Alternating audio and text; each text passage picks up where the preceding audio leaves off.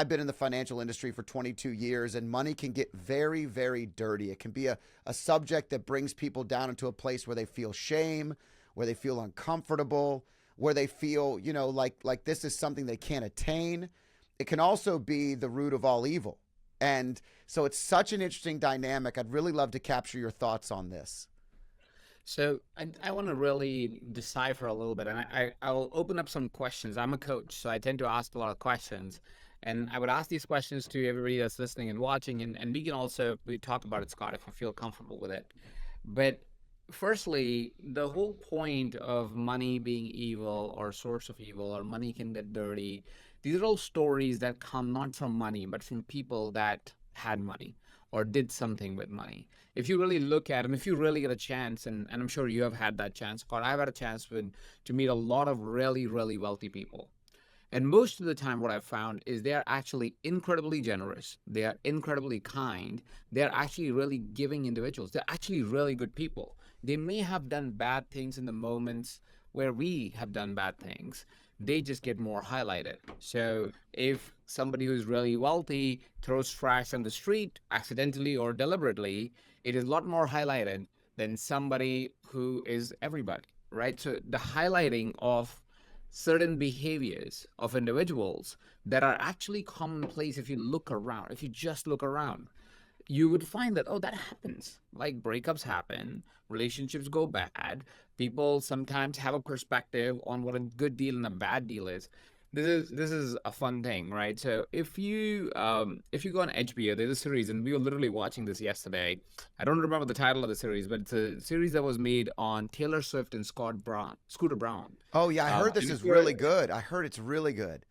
Yeah, so if you're a Taylor Swift fan, you're gonna hate me right now, but don't hate me. Listen to this, right?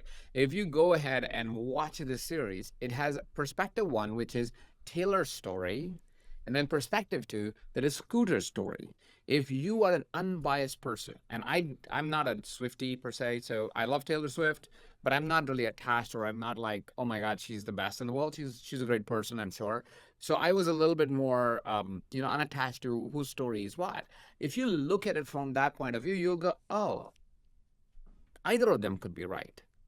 But one, depending on who you like more, will look like the devil if you only hear one side. So is money bad? Or people do things when they have money and they get highlighted, and that makes us feel that money is bad. So first, I want to change the perspective, because it's really hard to be wealthy if you think money is evil. Or because we inherently as human beings don't want to be evil. Like none of us wake up and say, you know what would be great?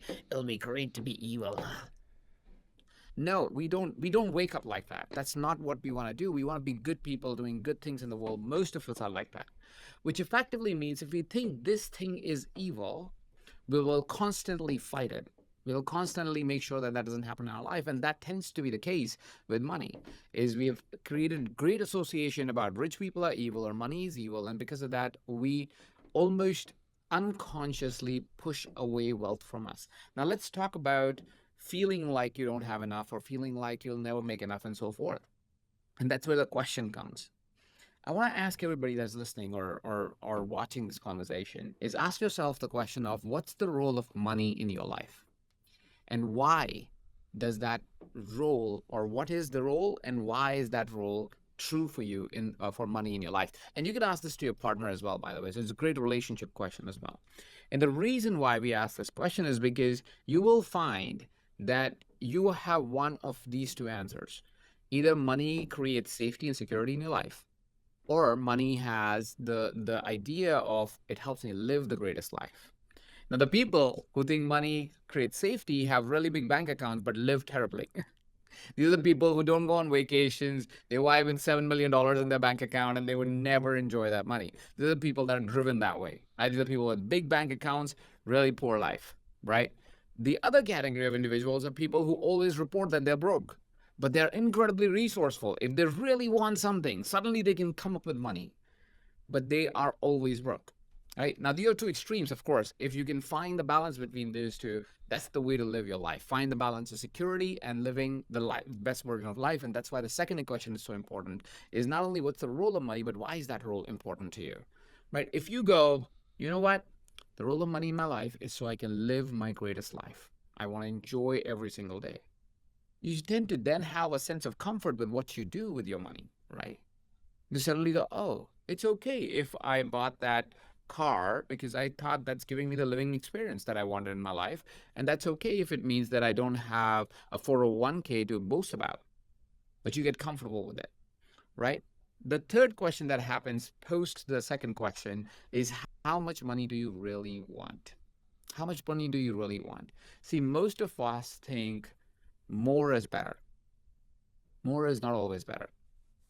More living is better. Living your life from the way you want to live is way better than just more money. But people think that, oh, all my problems would get solved because of more money. That doesn't happen. That has, in my experience, has not happened. In my conversations have not happened. In my coaching with thousands of people has not happened. People make more money. They have the same pain. They have the same story. And they feel the same broke like they were when they had less money.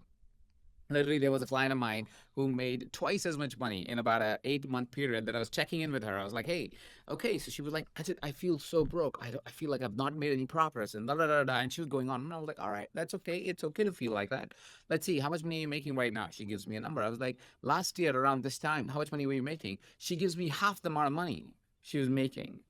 And I was like, so last year you're making half as much money and you're reporting the same concerns. Now you're making twice as much money and you're reporting the same concerns. Is it money or is it you? Right? Is it the story that you tell yourself that, oh, more is more, and if I don't get more and more, I will always feel broke? Then, well, good luck. You can make $7 million today and you'll still feel broke. Right? There's no end to that cycle. So these are some important questions to get the party started. What do you think about these questions, Scott? Well, I think that it's absolutely in line with my train of thought through my career in 22 years of running financial services companies and building a business from scratch and working with people with money. These are the very challenges we see. I've had clients come in and cry to me that they can't spend their money, especially the World War II generation. So several of them have now passed, but I can remember a decade ago sitting down with a particular client and he has tears. This is a small business owner. He had several $1 million. He was sitting down and crying at my desk because he couldn't spend it. He knows he wants to. He knows what he wants to do with it, but he couldn't get out of his own way because of how he grew up. He was so caught in that space.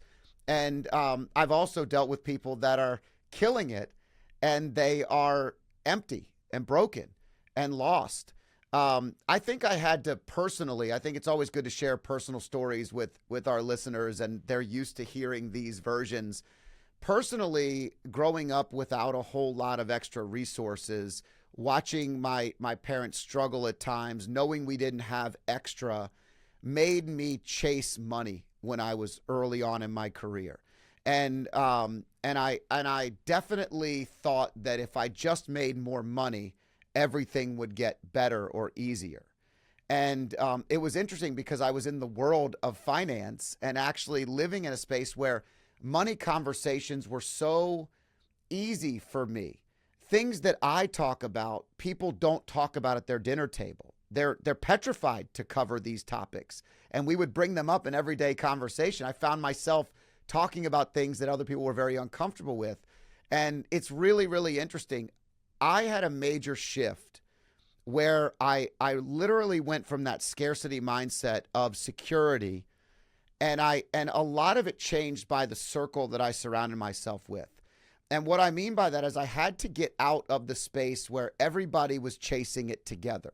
I was never a keep up with the Joneses. When all my friends bought the brand new cars and we were successful, I drove the same old truck. I did all these things because I just felt like I was doing the right thing. But I was just doing exactly what you described. I was getting better at how I made money, how I saved money. I was a steward, but I was still nervous. I was still scared. I was still petrified of what would happen if it wasn't there. The shift came from a couple of things: the circle I surrounded myself with, the abundance mindset of knowing and believing in my skills. I went through a major M&A deal last year in 2023, and I found myself telling some of our partners, if you made absolutely nothing out of this, which they did not, they did quite well, but if they made absolutely nothing from this, what you have learned going through this is worth 10x what you will be paid. The wisdom, the knowledge, the experience, this has given a whole new platform.